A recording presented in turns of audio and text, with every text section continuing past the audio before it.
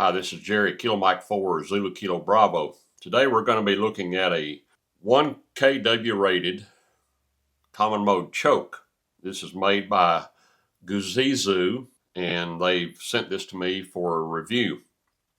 We're going to do some testing on it. We're going to open it up and we're going to see how it's built.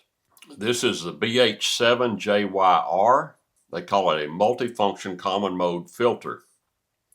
It's RF choke, also bleeds static to ground, also serves as a bandpass filter. So stick with us to the end. We're going to go over this and give you a few ideas on what I think about it.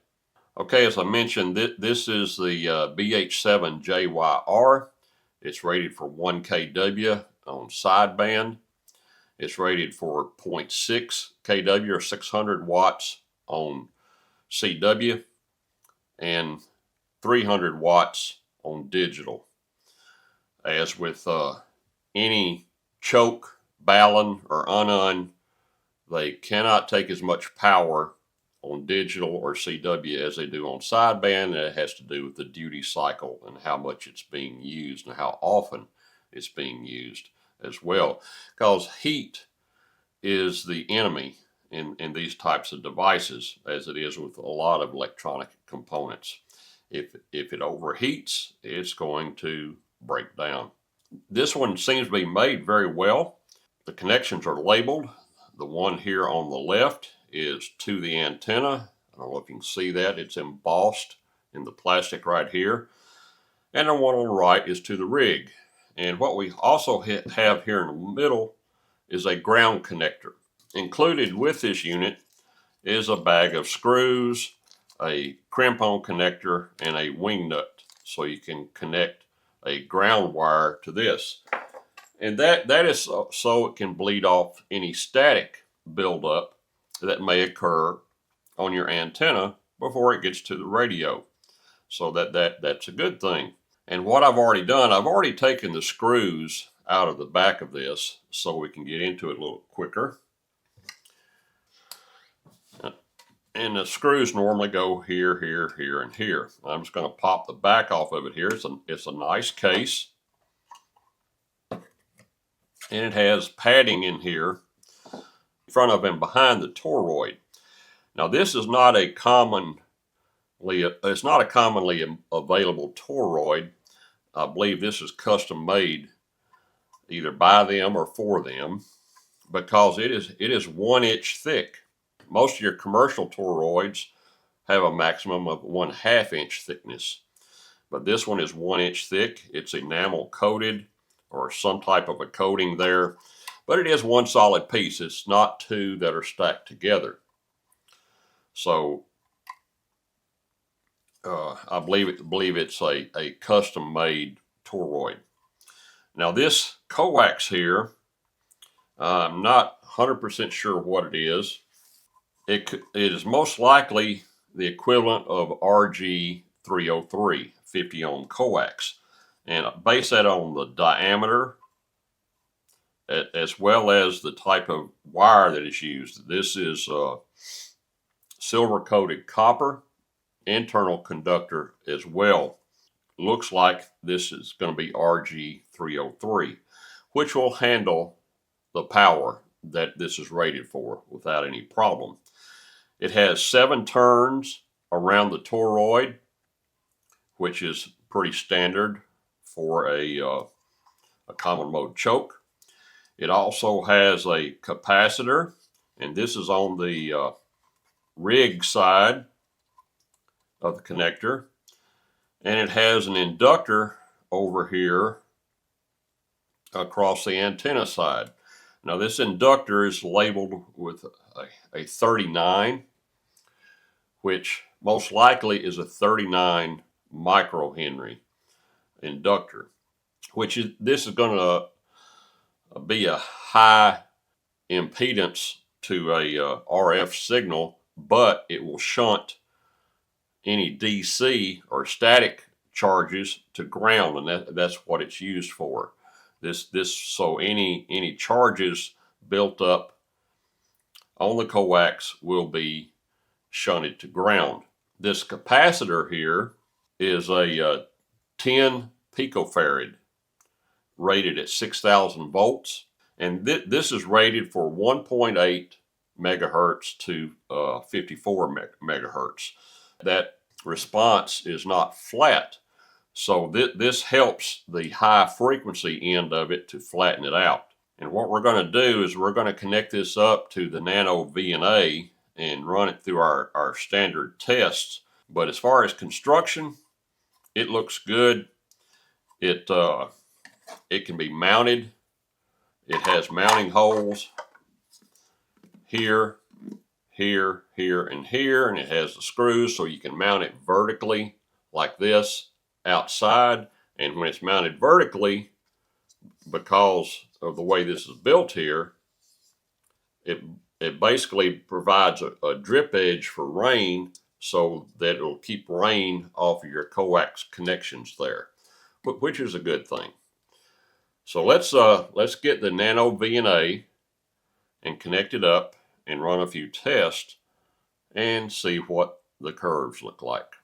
Okay, we've got our NanoVNA connected up in our test rig that we've used when we build our homemade chokes, and I've recalibrated for 1.8 to 54 megahertz, which is what this device under test advertises as its bandwidth. And here is a spec sheet that came with it, and it's got 3 different models on here. Where we have the RBR1000W for 1000 watts. The frequency is 1.8 to 54 megahertz, rated at 1000 watts PEP, and that's for sideband. For CW, it's 600 watts, and for digital, it's 300 watts. The impedance is rated at 50 ohms. It says the common mode attenuation at 54 megahertz max is 50 dB. We're going to test that. The insertion loss at 28 megahertz is 0.3 dB. We'll test that also. And it says it functions as an RF choke, as an RF ground, as a bandpass filter. It says that it's waterproof and it's anti-static. Of course, anti-static is because we have the ground lug here. As long as you connect a ground to that, it will be anti-static. And it will also provide RF ground. It says it can be mounted inside or outside. Of course, with a common mode choke, if you mount it at the antenna, it will prevent RF from coming down on the shield of your coax. If you mount it near your rig, most likely before the coax comes inside the house, your coax can still act as part of the antenna, and that can affect your radiation patterns. Of course, I don't have the ability to test it at 1000 watts. Based on the components used, I say it would handle 1000 watts in sideband, not in digital or CW. CW 600, digital's 300. And the reason for that is for the heat that would be induced into the toroid ferrite core. Because once it gets too hot, it loses its ability to act as the core of the transformer. So the transformer will fail. It will no longer provide the choking ability at that point. So let's look at the readings. We got the signal coming out on port 1, going into the rig side of the common mode choke. And of course, with the common mode choke, we test on the shield. So I've got it connected to the shield here. Got the common wire connecting the two coaxes together and going into port 2 here of the NanoVNA. Now, they advertise 50 dB of choking, 54 megahertz max. I'm not seeing that. Here's the curve, which looks similar to curves. If you go back and look at some of my videos, and I'll put a link up here to the playlist for the chokes that we have built. And you can see it's a very similar curve to a lot of the chokes that we built. Down here at 1.8, we've got a negative 21 dB. And then it improves as you get down here to around the 20 meter band. It's best right around 12 megahertz. But even at its best, it's only a negative 35 dB of choking. It's not matching the parameters or the specifications that they advertise. They're saying that it's 50 dB. I'll look at it one more time. It says 50 dB common mode attenuation. It's not there. Even at its best, according to my measurements and same test that I've run on every choke that we built, and we have built chokes with better readings than these. It doesn't provide 50 dB of attenuation as a common mode choke. And as the frequency gets higher, let's go up here to 30 megahertz, which is about right there. At 30 megahertz, we got a negative 28 dB. If we go on up to 54, at 54, it's a negative 21 dB. Now, are my measurements correct? I believe they are. As correct as you can get with a NanoVNA. I've just recalibrated this with these leads, and we're not seeing the same measurements. It is connected to the shields. You should be able to see here and here. And that's where your choking takes place for common mode current, is on the shield. And that's where we're connected. So, it doesn't meet specifications. According to my measurements, if I'm wrong, please show me. I may be wrong. I've been wrong before on several things. But if I'm wrong, I will admit it.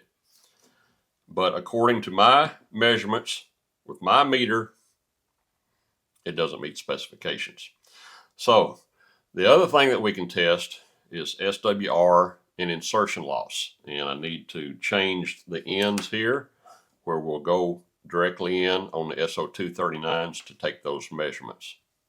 Okay, we're all set up and connected now, and I have 3 different traces turned on the NanoVNA. I have the log mag, which will be measuring our insertion loss. The green is the SWR measurement, and the purple or magenta is resistance.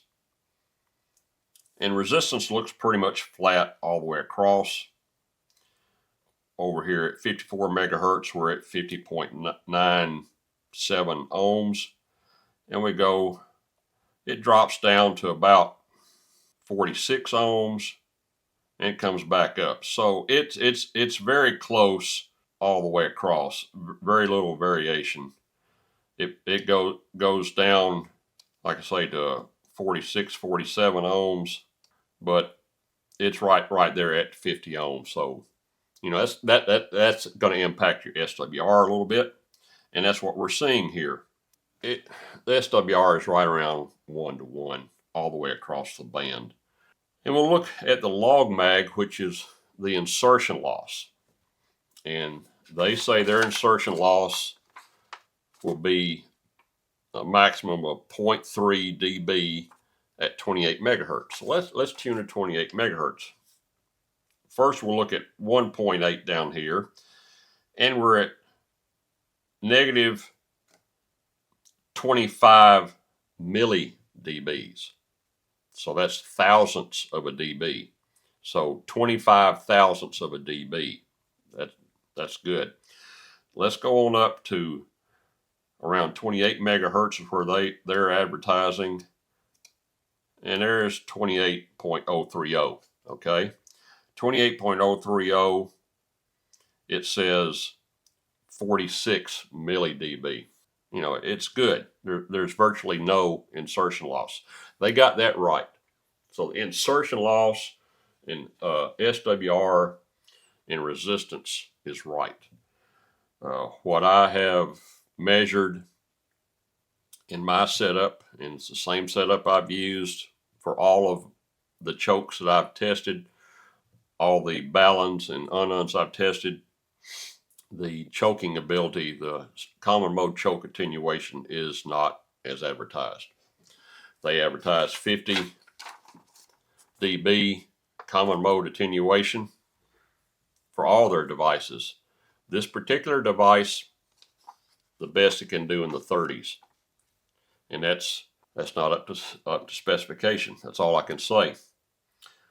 Construction wise, it does look good. You know, it's well built. It's sturdy.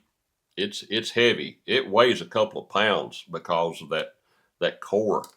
I mean, it is a 1-inch thick core. The coax seems to be good. Everything seems to be built to handle the power that they advertise. It just doesn't meet the choking specification that they advertise. Will it work? Yes, I believe it will. I believe it will handle the power. I don't have any way to test that, unfortunately. I wish I could. But based on the components I'm seeing, I believe it will. Is it worth the money? If you can't build one yourself, yeah. I mean, the choking is comparable to other chokes that I have built and seen, but it does not live up to their specifications. So don't buy it thinking you're going to get 50 dBs of attenuation as a common mode choke. It's not there. Now, if they want to show me what I'm doing wrong, I will make a retraction and a correction. But based on my measurements, like I say, are comparable to other chokes that I have measured and built. I just don't think it's there. So that's my take on this particular choke. It's a BH7JYR by GooZeeZoo, and it's well built.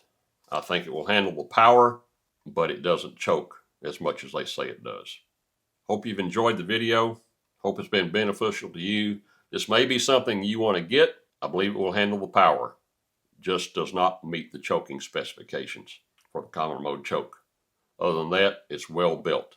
This is Jerry, Kilo Mike 4, Zulu Kilo Bravo. Hope you have a blessed day.